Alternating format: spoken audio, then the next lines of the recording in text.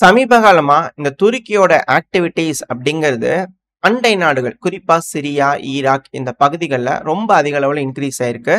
சிரியால maximum control வந்துருச்சுன்னு வச்சுக்கங்க. இப்ப ஈராக்ல கான்சன்ட்ரேட் பண்றாங்களா? அப்படின்ற கேள்வி வருது. காரணம் என்னன்னா, துருக்கியோட வீரர்களோட உயிரிழப்புகள். அது இன்கிரீஸ் ஆயிட்டே இருக்கு. இப்ப கூட வந்து பார்த்தா 12 நபர்கள் கிட்ட இறந்திருக்கிறாங்க அப்படின்னு கூட சொல்றாங்க. இதுக்கான காரணம் வந்து பார்த்தீங்கன்னா, மீத்தேன் கேஸ் வந்து பார்த்தீங்கன்னா லீக் ஆயிருக்கு. விஷவாயு தாக்கி 12 நபர்கள் இறந்திருக்காங்க. 15 நபர்களுக்கு மேல கிரிட்டிக்கலான சூழ்நிலையில இருக்காங்க. டைமாக இன்கிரீஸ் ஆகுது. மீட்பு பணியில இறங்கியிருக்காங்க. வீரர்கள மீட்டெடுக்கும் பணியில இறங்கியிருக்காங்க. இது ஒரு குகைக்குள்ள வந்து பார்த்தீங்கன்னா, இருந்து ஆப்பரேட் பண்ணிட்டு இருக்கும்போது, விஷவாயு தாக்கிருச்சு அப்படிங்கிறாங்க. இதுக்கு பின்னாடி ஏதாவது சபட்டாஜ் இருக்குமா? இல்ல. அதாவது நாச வேலை செய்யும் கும்பல். திடீர்னு எஸ்டிஎஃப் அந்த தீவிரவாதிகள்லாம் இருப்பாங்க இல்லையா? இந்த குர்தின மக்கள். அவங்க அப்படி கன்சிடர் பண்றாங்க இல்லையா?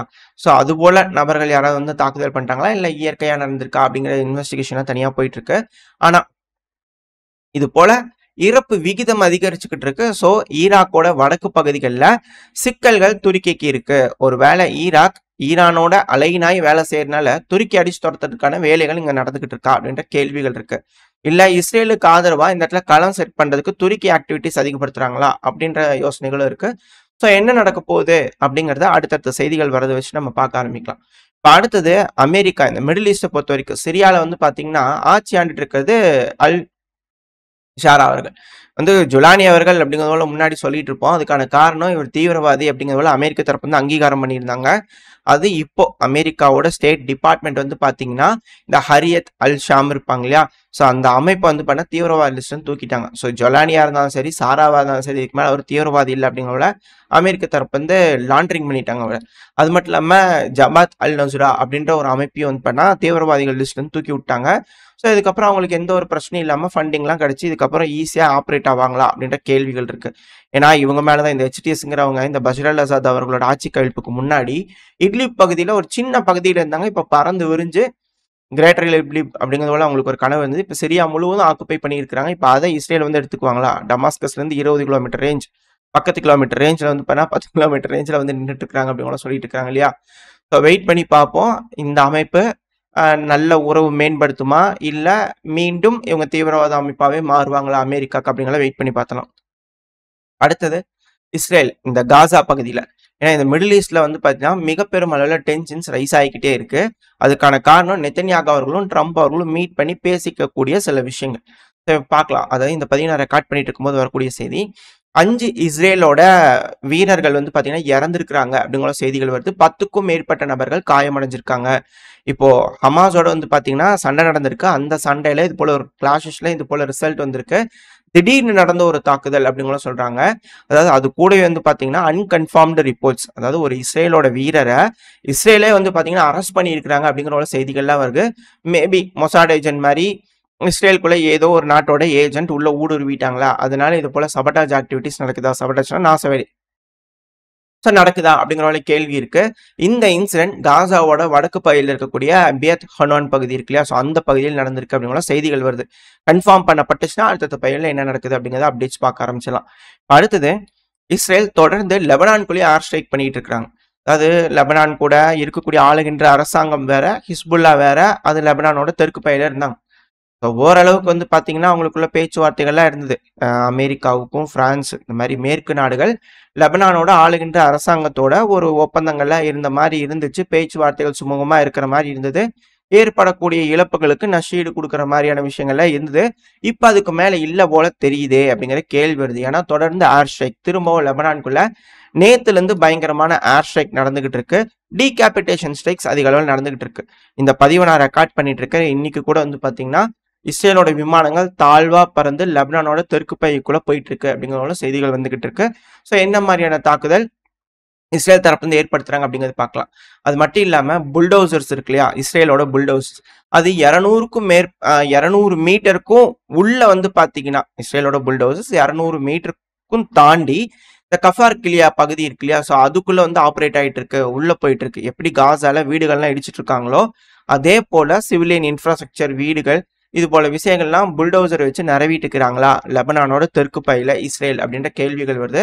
ஸோ அதுக்கு ஏற்ப எப்படி காசால இத்தனை நாளா ஏர் ஸ்ட்ரைக் நடக்குதோ அதே போல இதுக்கப்புறம் தொடர்கதியா லெபனானோட தெற்கு பகுதியில நடக்குமா அப்படின்ற கேள்விகள் வருது. இங்க இது மட்டும் கிடையாது. சைப்ரஸ்லயும் வந்து பாத்தீங்கன்னா கண்டன குரல்கள், கோபங்கள், பல விஷயங்கள் நடந்துகிட்டு இருக்கு. துருக்கி ஈரானுக்கு எதிராவா, இஸ்ரேலுக்கு ஆதரவா அப்படின்ற கேள்விகள்லாம் வந்து பாத்தீங்கன்னா இந்த சைப்ரஸை பார்க்கும்போது தெரியுது. ஏன்னா சைப்ரஸ்ல அதிக அளவுல இஸ்ரேலி மக்கள் வந்து பாத்தீங்கன்னா குடியேறிக்கிட்டு இருக்காங்க, அதிக அளவுல வீடுகள் வாங்கிட்டு இருக்காங்க. இஸ்ரேல் 2.0வா இந்த சைப்ரஸ் மாறிட்டு இருக்கு அப்படிங்கிறது போல செய்திகள் வந்துகிட்டு இருக்கு. இது சைப்ரஸ்ல இருக்கக்கூடிய துருக்கிக்கு ஆதரவா இருக்கக்கூடிய நபர்களுக்கு அதிருப்திகளை ஏற்படுத்திக்கிட்டு இருக்கு. ஒரு கட்டத்துக்கு மேல சைப்ரஸ் முழுவதுமே இஸ்ரேலோட தான் அப்படிங்களா சொல்லிடுவாங்களா? ஸோ இஸ்ரேலை சூப்பர் பவர் ஆக்குறதுக்கு இந்த மிடில் ஈஸ்ட்ல அமெரிக்கா பெருமளவுல ட்ரை ஆகுறாங்களா? லெபனான்ல கொஞ்சம், ஜார்டன்ல, வெஸ்ட் பேங்க்னு அடுத்து ஜார்டன்ல கொஞ்சம், அந்த சண்டையை போடாம எடுத்துக்குவாங்க. சிரியால மேக்சிமம், அடுத்தது எஜிப்டுமா, இப்ப சைப்ரஸுமா அப்படிங்கிற ஒரு கேள்வி இருக்கு. ஸோ சுத்தி இருக்கக்கூடிய எல்லா நாடுகள்ல இருந்து சில சில பகுதிகள் எடுக்கிறதுனால இஸ்ரேல் கொஞ்சம் பெருசாயிருமா அப்படிங்கிற ஒரு கேள்விகள் இருக்கு. ஸோ என்ன நடக்க போகுது அப்படிங்கிறது பார்த்தலாம். அட் த சேம் டைம் நேத்திக்கு இஸ்ரேல் குறைஞ்சது 20 ஏர் ஸ்ட்ரைக்காவது வந்து பாத்தீங்கன்னா யமனோட மேற்கு பகுதியில் வந்து பண்ண நடத்தியிருக்கிறாங்க அப்படிங்கிற சொல்லப்பட்டு வருது. அதுவும் போர்ட் பகுதிகள், ராசா ஐயாஸ் பகுதிகள், ஆஸ் சல்ஃபா பகுதிகள், ராஸ் அல் கத்தீப் பகுதிகள். ஸோ இந்த பகுதிகள்லாம் வந்து பார்த்தீங்கன்னா தாக்குதல் பண்ணதான் சொல்லப்பட்டு வந்துச்சு. அது இந்த பவர் ஸ்டேஷன் மேலாம், சிவிலியன் இன்ஃப்ராஸ்ட்ரக்சர் மேல தாக்குதல் பண்ணிக்கிறாங்க. இந்த பவர் ஸ்டேஷன் மேல தாக்குதல் ரஷ்யா உக்ரைன் மேல பண்ணாங்கன்னா மிக பெருமளவுல கண்டன குரல்கள் வரும். ஆனா அதே இஸ்ரேல் இங்க சுத்தி இருக்கக்கூடிய நாடுகள் மேலாம் பண்ணாங்கன்னா எந்த ஒரு குரல்களும் வராது. அதுதான் இதுல இருக்கக்கூடிய வேரியேஷன்ஸ். ரெண்டாவது, ட்ரம்ப் அவர்களோட முடிவும் மாற்றப்பட்டிருக்கு. இதுக்கப்புறம் ஆயுதங்கள் உக்ரைனுக்கு கொடுக்கப்படும் அப்படிங்கிறோட ட்ரம்ப் அவர்கள் தரப்பு ஸ்டேட்மெண்ட் வந்ததா வந்துகிட்டு இருக்கு. வெயிட் பண்ணி பார்ப்போம். அடுத்தடுத்த பதிவில் என்ன இதுங்கிறது விலாவரியா பார்க்க ஆரம்பிச்சலாம். ஸோ மாறிட்டு இருக்கு, மனநிலைமை மாறிட்டு இருக்கு. டைம் வேணும். ட்ரம்ப் அவர்கள் வாங்கிட்டாரு, இப்போ அதுக்கான வேலைகள் ரெடி ஆகிட்டு இருக்கா அப்படின்ற கேள்வி இருக்கு. அது மட்டும் இல்லாம ஏன் இஸ்ரேல் வந்து அந்த இடத்துல தாக்குதல் பண்ணாங்கன்னா, இஸ்ரேல் தாக்குதல் பண்ணிக்கிறாங்களே அதுக்கு ரிட்டாலியேஷனா வந்து பாத்தீங்கன்னா அன்சர்லா தரப்பு வந்து மிசைல்ஸ் ஏவி விட்டுருக்காங்க. ஏன்னா இது போல மிசைல் ஏவி விட்டுருந்ததுனால தான் இஸ்ரேல் வந்து பாத்தீங்கன்னா இந்த இடத்துல வந்து ஒரு தாக்குதல் பண்ணிக்கிறாங்க. இப்ப திரும்பவும் அன்சர்லா அவர்கள் வந்து பண்ணா அதுக்கப்புறம் ஒரு பெலிஸ்டிக் மிசைல் வந்து பண்ண இஸ்ரேல் மேல லான்ச் பண்ணி விட்டுருந்தாங்க.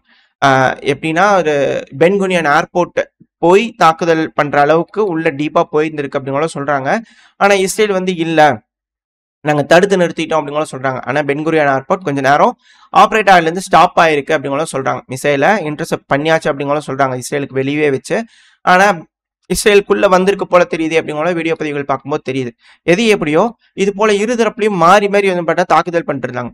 அட் சேம் டைம் நேத்திக்கு வந்து பாத்தீங்கன்னா அன்சர்லா, அதாவது யமன் ஹவுதிஸ் தரப்புல இருந்து சின்ன சின்ன போட்ஸ், கன் போட்ஸ் வந்து பாத்தீங்கன்னா ஒரு கார்கோ ஷிப்பை வந்து அட்டாக் பண்ணிட்டு இருந்தது அப்படிங்கிறது போல ரிப்போர்ட்ஸ் வந்து பார்த்தீங்கன்னா யூகேவோட மேரிடைம் ட்ரேட், யூகேஎம்டிஓன்னு சொல்லுவாங்க இல்லையா ஆப்ரேஷன். ஸோ அவங்க தரப்பு வந்து அலர்ட் வந்திருந்தது. இன்னைக்கும் சேம் அலர்ட் வர ஆரம்பிச்சிருக்கு.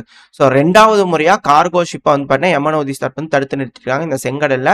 ஸோ அவங்க எக்கனாமிக் பிளாக்கெட் திறன்பட செஞ்சுக்கிட்டு இருக்காங்க அப்படிங்கிறது மட்டும் இதுல இருந்து புரிஞ்சுக்க முடியுது. அதுக்கான வீடியோ பதிவுகளும் வந்துகிட்டு இருக்கு. இப்போ நெத்தன்யாகு அவர்கள் ட்ரம்ப் அவர்களோட பேசிட்டு இருக்காரு இல்லையா, இதுக்கான காரணம் ஏன் இது போல மிடில் ஈஸ்ட் வந்து பதட்டம் ஆயிட்டு இருக்கு, இன்க்ரீஸ் ஆயிட்டு இருக்கு டென்ஷன்ஸ் அப்படின்னா நெத்தன்யாகு அவர்களும் ட்ரம்ப் அவர்களும் பேசிட்டு இருக்கக்கூடிய இந்த டிஸ்கஷன்.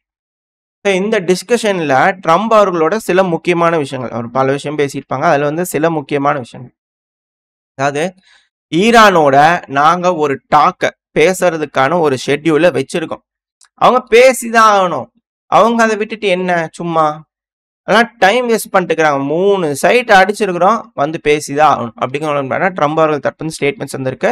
இல்லைன்னா இது தொடருமா அப்படின்ற கேள்வி இருக்கு இல்லையா. ஸோ இது போல ஸ்டேட்மெண்ட் சொல்லிட்டு இருக்கும்போது அவர் சொல்லியிருந்தாரு, உக்ரைனுக்கு ஆயுதங்கள் கொடுக்கணும், அவங்களை டிஃபெண்ட் பண்ணி ஆகணும் இல்லையா அவங்க அப்படிங்கிறது போல சொல்லிக்கிறாங்க. அப்போ இங்க இருக்கிறவங்களாம் டிஃபெண்ட் பண்ணி ஆகணும்ல, அப்போ இங்க இருக்கிறவங்களுக்கு ஆயுதங்கள் கொடுக்கலாமா அப்படிங்கிற கேள்விகள் வருது. எது எப்படியோ ஸோ இந்த போருங்கிறது வந்து பார்த்தா அடுத்தடுத்த கட்ட நடவடிக்கைக்கு போயிட்டு இருக்கு. அது மட்டும் இல்லாம இஸ்ரேல் ப்ரிப்பேர் ஆயிட்டு இருக்காங்க ஈரானுக்கு எகெயின்ஸ்டா மிலிட்ரி ஆக்ஷனுக்கு. திரும்ப வந்து பாத்தீங்கன்னா ரெடி ஆயிட்டு இருக்காங்க. ஒருவேளை ஈரான் அவங்களோட நியூக்ளியர் ப்ரோக்ராமை ரிவைவ் பண்ணாங்க அப்படின்னா நாங்க அவங்க மேல மிலிட்ரி ஆக்ஷன் எடுப்போன்றது திரும்ப திரும்ப வந்து பாத்தீங்கன்னா சொல்லிட்டு இருக்காங்க. அது மட்டும் இல்லாம இஸ்ரேலோட அஃபீஷியல்ஸ்லாம் ஒரு பத்திரிகை, அந்த பத்திரிகை நபர்களுக்கு வந்து பேட்டி கொடுத்துருக்காங்க அப்படிங்கிறதையும் சொல்லிட்டு இருக்காங்க. அதாவது பிரசிடென்ட் ட்ரம்ப் அவர்கள் பச்சை கொடி காமிச்சிட்டாரு, அட்டாக் பண்ணிக்குப்பா, இதுக்கு மேல அவங்க அணு ஆயுதம் இல்ல நியூக்ளியர் என்ரிச்மெண்ட் எது செஞ்சாலும் அட்டாக் பண்ணிக்கோங்க, நீங்க ஒன்றும் கவலையே கிடையாது, ஈரான் மேல நீங்க அட்டாக் பண்ணிக்கலாம் அப்படிங்கிற பச்சை கொடி காமிச்சதான் சொல்லப்பட்டு வருது. ஸோ இந்த இடத்துல நெத்தன்யாகு அவர்கள் இவங்களாம் பேசியிருக்காங்களே, ஸோ இதெல்லாம் வச்சு பார்க்கும்போது இப்படித்தான் ரிசல்ட்ஸ் வந்துகிட்டு இருக்கா அப்படின்ற கேள்விகள் இருக்கு. அதுக்கு ஏற்ப ஈரானும் வந்து பாத்தீங்கன்னா இன்னைக்கும், அதாவது தொடர்ந்து நடந்துகிட்டு இருக்கு, இன்னைக்கு கூட இந்த பதிவை நான் ரெக்கார்ட் பண்ணிட்டு இருக்கும்போது கூட வரக்கூடிய செய்திகள், ஈரானோட ஏர் டிஃபென்ஸ் ஏர் டிஃபென்ஸ் வந்து பார்த்தீங்கன்னா, தெஹரான் பகுதி, தப்ரிஷ் பகுதி, பன்ஷீர் பகுதி, மஹாபாத் பகுதி, கியோப் பகுதி கொஞ்சம் பேர் கரெக்டா வரல. ஸோ இந்த பகுதிகள்லாம் வந்து பார்த்தீங்கன்னா, ஏர் டிஃபென்ஸ் டெஸ்ட் ஆயிட்டு இருக்கு. அதாவது டெஸ்ட் பண்ணிக்கிட்டே இருக்காங்க தொடர்ந்து ஈரான் தரப்புலேருந்து. இந்த ட்ரோன்கள்லாம் வருது, சின்ன சின்ன ட்ரோன்கள்லாம் வருதுன்னா, நம்மளோட ஏர் டிஃபென்ஸ் சிஸ்டம் திறன்பட செயல்படுதா அப்படிங்கிறத தொடர்ந்து டெஸ்ட் பண்ணிக்கிட்டே இருக்காங்க அப்படிங்கிற வருது. அதாவது ஏர் டிஃபென்ஸ் ஆக்டிவேட்டா இருக்கு, வெடி விபத்துகள்லாம் கேட்டுதா சொல்லப்பட்டு வருதுன்னு சொல்லணும் இல்லையா? ஸோ ஈரான் வந்து பார்த்தீங்கன்னா எல்லாத்துக்கும் தயாராகிட்டு இருக்காங்க, டெஸ்ட் பண்ணிக்கிட்டு இருக்காங்க அப்படிங்கிறது மட்டும் இதுல இருந்து புரிஞ்சுக்க முடியுது. ஸோ அவங்க ரெடி ஆயிட்டு இருக்காங்க ஈரானும்.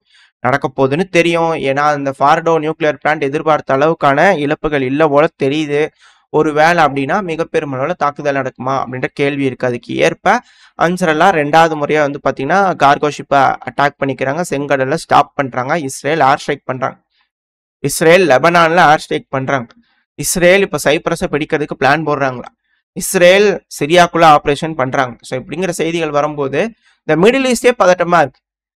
அதிகப்படியா வந்து பாத்தீங்கன்னா துருக்கியோட வீரர்கள் ஈராக்கா இருக்கட்டும், சிரியாவா இருக்கட்டும், அந்த வடக்கு பகுதி, சிரியாவா இருந்தாலும் சரி, ஈராக்கா இருந்தாலும் சரி, வடக்கு பகுதி, ஏன்னா அந்த பகுதியில் பஃபர் ஜோனா வச்சிருக்காங்க.